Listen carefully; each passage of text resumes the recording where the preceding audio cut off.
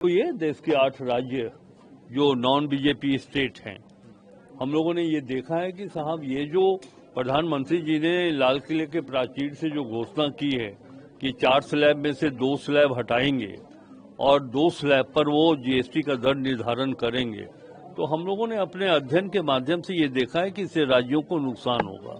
सिर्फ राज्यों को ही नहीं, बल्कि केंद्र में जो सकल घरेलू उत्पाद है जीडीपी, उसमें भी क्षति पहुंचने वाली है। राज्यों को तो पहुंच ही रही है।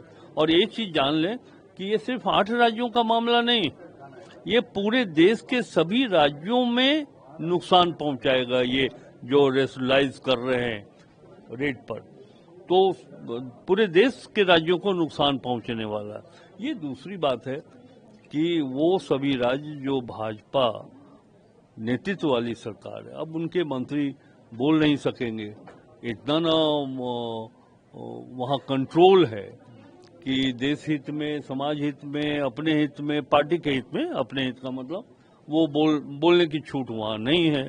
तब हम लोग ये काम कर रहे हैं, ये 8 राज्य के लोग, लेकिन वो भी अंदर से चाहते हैं कि जो नॉन बीजेपी लीड गवर्नमेंट वाले स्टेट हैं, इन बातों को उठाए ताकि इस जीएसटी के रेट रेशनलाइजेशन पर कोई हम लोग को नुकसान ना पहुंचे। हम लोग का डिमांड ये है, और डिमांड भी बड़ा पॉजिटिव है। डिमांड कोई पॉलिटिकल दृष्टिकोण से नहीं है, क्योंकि हम फेडरल स्ट्रक्चर के एक पार्ट हैं। हम कमजोर होंगे, देश कमजोर होगा।